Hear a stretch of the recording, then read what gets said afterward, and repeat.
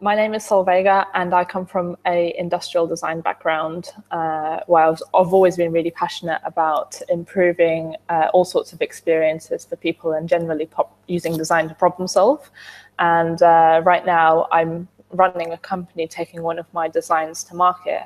The product that I designed at university that I'm now working on is called Bump Mark. And it's basically a piece of smart packaging for food that gives you a biologically accurate indication of when your food expires. And it's a really simple label, and it basically changes from smooth to bumpy, and you feel it with your finger. And you can really easily tell whether it's safe to eat or not. And the reason I became interested in that is actually, it's very interesting now because it could definitely reduce a lot of food waste, but I became interested in it because at the moment, visually impaired people have no way of knowing when their food goes off because they're unable to use dates like sighted people do. But from there, that problem, I kind of realized that there's, all of us are kind of blind to when our food goes off. So this is a solution that is a really good example of what we call inclusive design, which is when you improve a product or a service for people with impairments, but by improving it for that specific impairment, you make it super easy for everyone else to use. So when I was leaving university, I basically decided to file a patent for it, mostly out of an educational exercise. I had no idea I'd still be using that patent now. But I had no intention of starting my own company. I kind of just saw it as a cool project that I did, and maybe someone could use it, which is why I thought I might file the patent. But then I decided to enter it into the James Dyson Award. And I was really thrilled to find out a couple of months later that I'd won the UK award, which I was totally not expecting. I was already 2 weeks into my new job, so that's how much I wasn't going to be taking it forward. But then it got a bit mad, really. The media kind of exploded around it, and I was having to take long lunch breaks because I was having meetings with Coca-Cola and Sainsbury's and other supermarkets, and I wasn't really asking for any of this traction towards my projects. So I just became curious to see what if I did put some effort into it, and where could this idea go. So basically, in January last year, when everyone went back to work after Christmas, I kind of sat at my desk, my childhood desk at my parents' house, and I was like, okay, right, what next?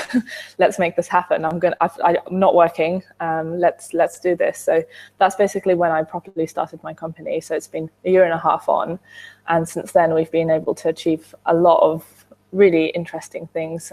Smart packaging is something that's never really been seen by the market. So a lot of what I do is teaching people about it and the benefits of kind of real-time information on our packaging, because as everything else has gotten smarter, literally, expiry dates were invented, and brought in as a regular thing in the 70s.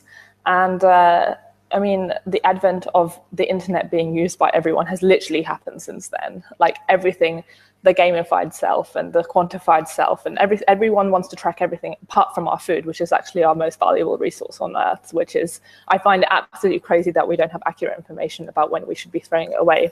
And it's unsurprising because of that 60% of the food that we waste in the UK is still completely fine, which shows that the expiry dates are just pants and we shouldn't be using them. We've been able to do some small market tests. We did one with Asda, which went very well. And now we've been speaking to a couple of other supermarkets to launch our first proper market trial where people would actually be able to purchase and take our products away with our label on it.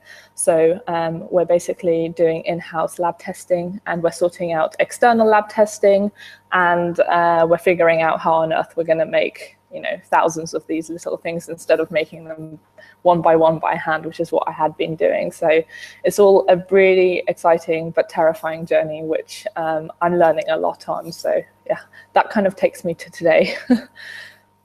So the accuracy of bump mark depends on it actually being applied at the point of packaging, because it's not actually interacting with what's going on inside the packaging, and it's actually replicating the condition of the food inside, because the way we make it is that we basically take a waste byproduct of whichever food group that we're interested in.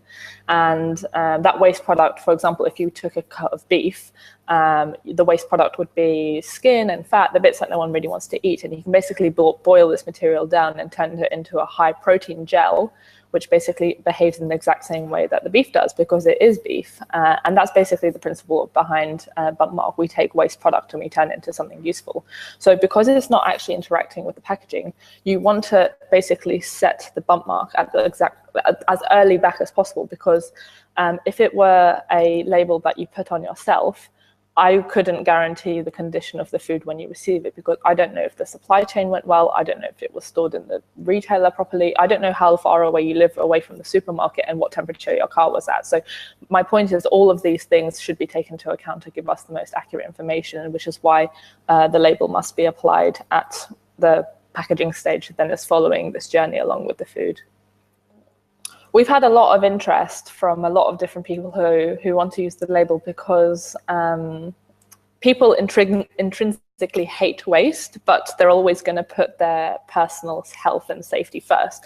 So that's the kind of dynamic that we've noticed, and we've seen that we can, by putting accurate information in people's hands, it's going to give them peace of mind and encourage them not to waste so much. Because yes, we hate waste, but you're always going to like follow the date first, because of that kind of grapple people have with food safety as well. So we're really excited to try to get it to market as soon as possible, but there's a lot of hurdles we have to jump first. So one of them is figuring out how to manufacture these so that they're identical and they're all going to do the same thing at mass scale. So we're starting to do some manufacture tests now. And the thing that will take the longest, to be honest, is all the lab testing, because this is such a new area of science that's never been explored before. It's not the same as coming up with you know, a new colorway for a phone or something like that and re-releasing it. It's actually, we need to, when we're dealing with a new scientific area, we can't just release stuff and say, there's no such, I think we can't really go with the principle of a MVP, a minimum viable product with what we're doing, because you can do that with a video game or something, in that you'll have the hardcore users who don't care, but at least it's not going to kill anyone. With us, it's difficult because we need to keep working and working and working, because as soon as we think of a way to make it even more accurate, we're going to do it, because we only get one chance in the market to get it right when it concerns people's like food safety. So that's why it's taking quite a bit longer than I first anticipated, if I'm honest, but I think it's all for a good cause. So I hope to get our first trials out early next year. So that would be fantastic. But we're going to be running a crowdfunding campaign soon, so people can help us get there, because we've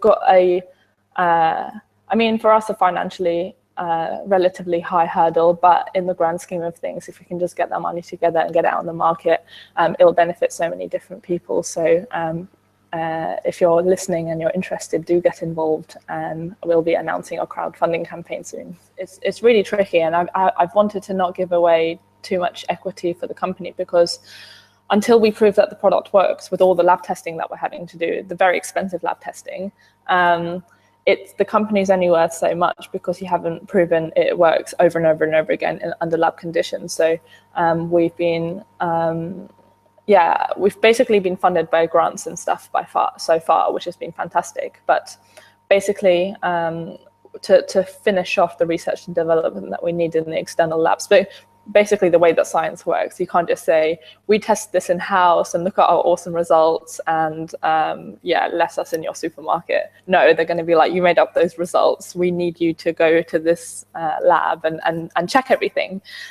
which is incredibly expensive. But I mean, it's no money in the grand scheme of things, but it's money that a startup company doesn't have. So I decided not to go down the kind of venture capital or angel investment route, because I think as soon as that we do prove that it works, the company is going to be worth so much more, and we're going to have to sell less equity for the cash that we need to scale up. So that's the key. So I think I truly believe that with everyone's help, with all the grant funding and that kind of thing, and with the crowd's help, we can definitely make this happen. And then eventually we can get investment at the right and not give away too much, because there's still a lot of work to be done, and we're going to need that equity to sell in the future to make this big. I mean, I was so surprised. It really came out of the blue. I hadn't even really heard of CodeFirstGirls before, to be honest, but I'm really pleased that I was so happy to be put on this list with all these other really amazing girls who are doing amazing things. And I'm really pleased that I did find out about what CodeFirstGirls are doing, because I actually am currently doing one of their courses. It's the summer intensive beginners course, and my God, it is intense, but I'm loving it. And we're learning HTML, CSS, Python, and JavaScript, which is quite a lot to master in 5 weeks, but it's been really, really good, and I feel like I've truly learned a new skill through being given this opportunity. So I couldn't be happier. I think the busier that you get, the more time that you find to do things that you need to get done, and you kind of just you get really good at finding little bubbles of time that you can squish stuff into.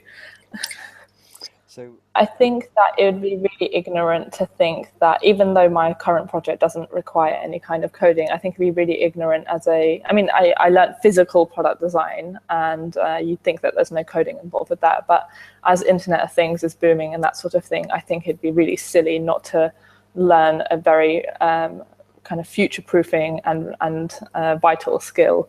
So it's kind of equipping myself for future projects. It'll be really cool if I have a really simple, I have an idea and I can create a really simple prototype with a code if that's what it's involved with it. So it's kind of being more self-sufficient in terms of your skill set to do as much as you can. And even if I end up not doing any coding myself, the ability to have a proper conversation with someone who's writing code for you I think it's so useful, and you'll get so much more work, and it allows for better collaborative working relationships. And even we have to work in groups at the moment, and we have to there's a competition, we have to create a website. We're actually building, my team and I are building a website another way to help reduce food waste, which is teaching people simple kitchen tricks with little animations for things you can do to test your food before the bump mark arrives. So that's something really fun to do as well, which totally links into the project the aim that bump mark is trying to achieve. I think it's easier than ever for someone who feels unequipped to get an idea out there, such as maybe women in tech or minorities in tech. And I think the kind of startup environment is much more open and welcoming in terms of loads of startup incubators being there, and there's loads of events for advice for how to launch your startup. I think before launching, I think I would encourage everyone to try their own thing and do their own venture, because the amount, even if it fails, I think the amount that you learn is absolutely incredible, and the connections that you're going to make is absolutely amazing, and it's going to be the best career stepping stone that you can ever do, if that's what you're interested in.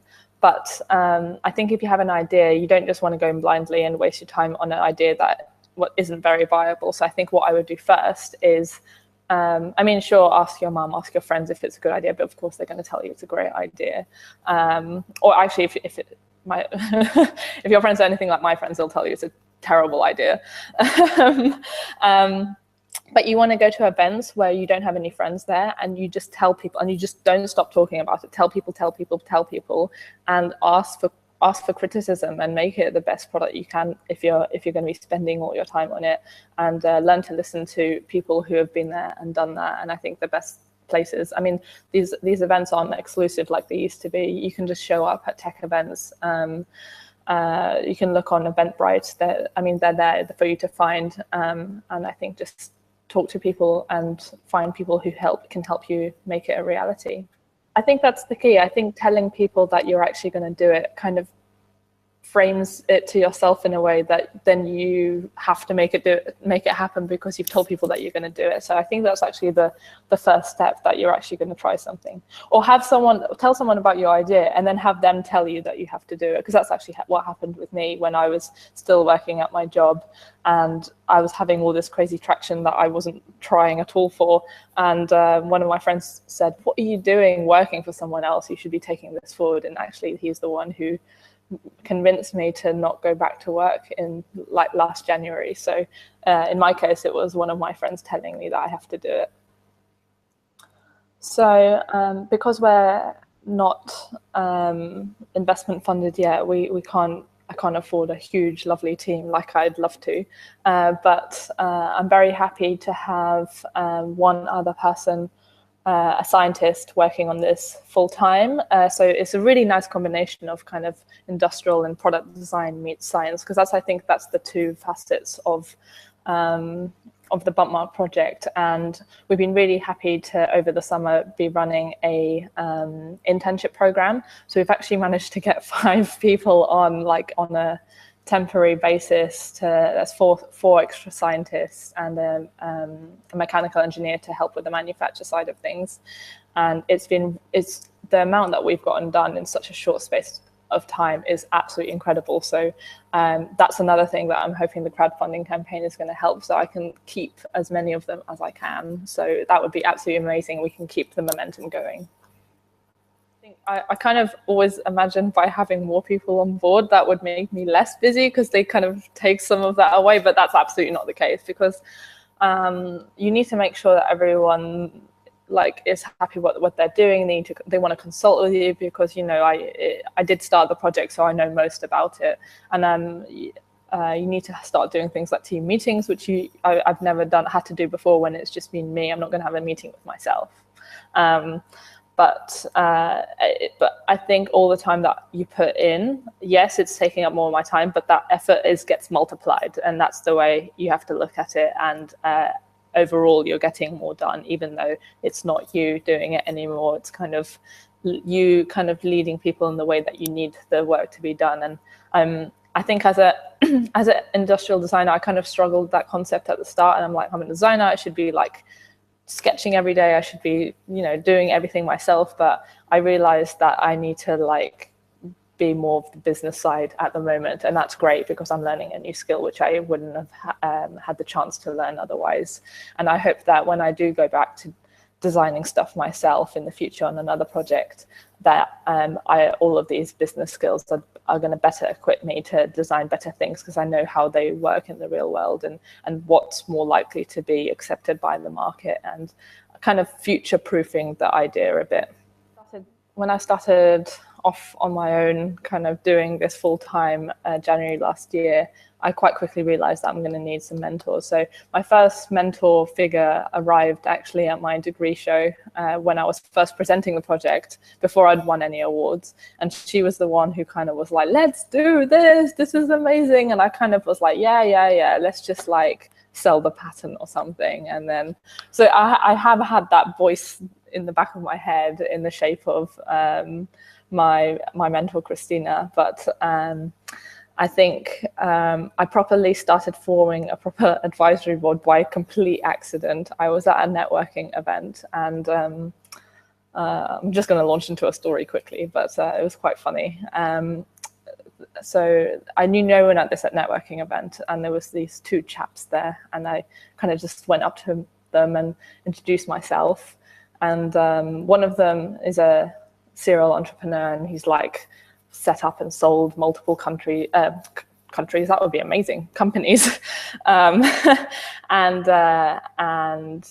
his nephew, who basically buys and sells things for the government. So, but 2 very smart chaps. And I was telling them about what I was doing, and they started kind of challenging me, have you filed a patent for this? And I'd be like, yes, blah, blah, blah. And have you done this? Have you done this? And they were kept trying to trip me up on something that I hadn't done, to be like, aha, you young startup types. But I was actually able to answer all of their questions. And then the competition between them turned into who can offer me the best advice. So they said, I can introduce you to this person, I can introduce you to this person. So I think after a couple of drinks, I just said, right, both of you on my advisory board right now. I had no advisory board at this point, but I thought I was saying it as a joke. But then the next morning, both of them brought me an email saying, right, what's our first task as your new advisory board members? And that's literally how it started. So then when I was bumping into, I met the CFO of Siemens UK a couple of days later, actually, after this event. And he basically, I won the Mayor of London's Low Carbon Entrepreneur Award, which he was there to give the prize for. And he says, oh, I'd love to, help you and advise you on this. And I was like, wow, this is like a really high up dude.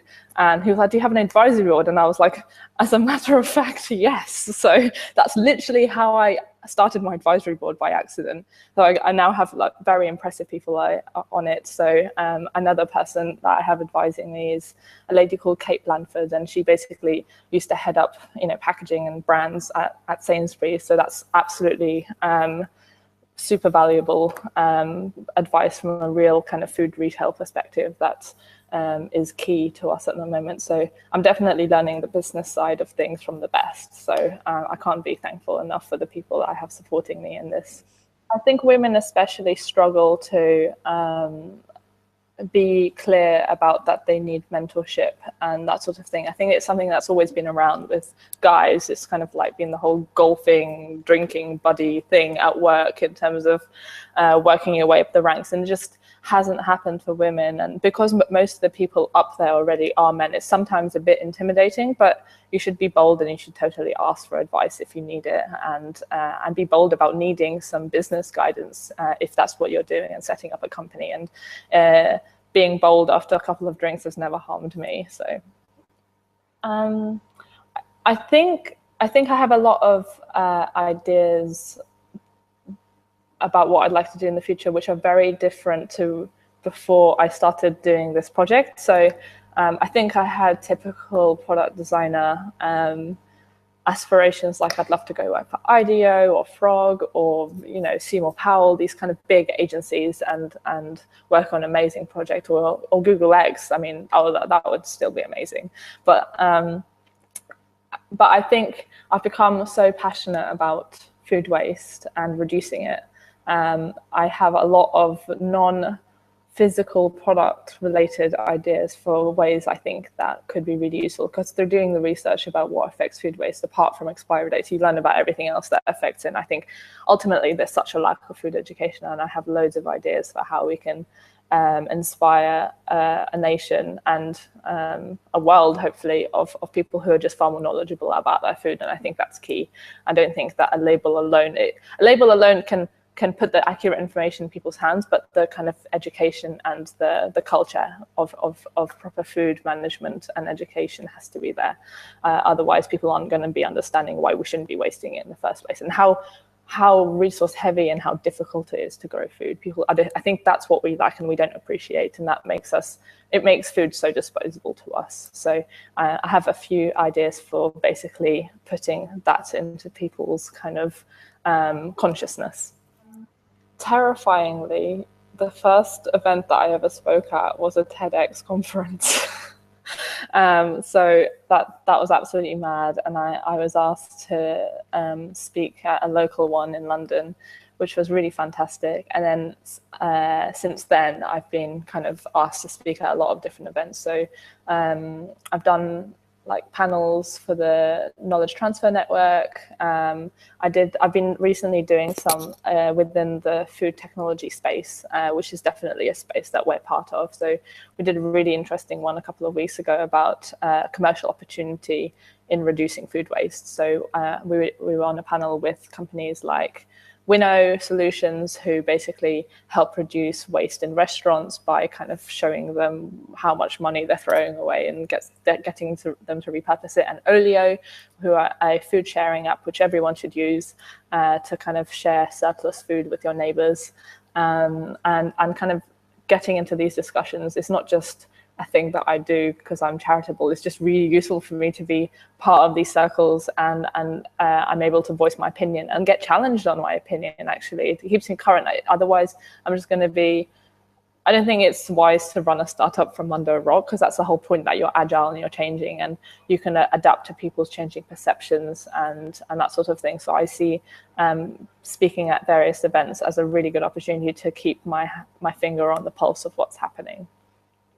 I think I'd just like to encourage people to keep themselves aware of the issues that surround them. Try to educate yourself about what's happening in the food ecosystem and find out what you personally can do to help reduce food waste until bump mark arrives. And also, if you like the idea, go on our website where I'm going to add a sign up to an email list, and we'll let you know when it's launched, and chat to your friends about it and tell them about our new crowdfunding campaign, which we're launching next month. So yeah, I think that would be a really good way to finish this session.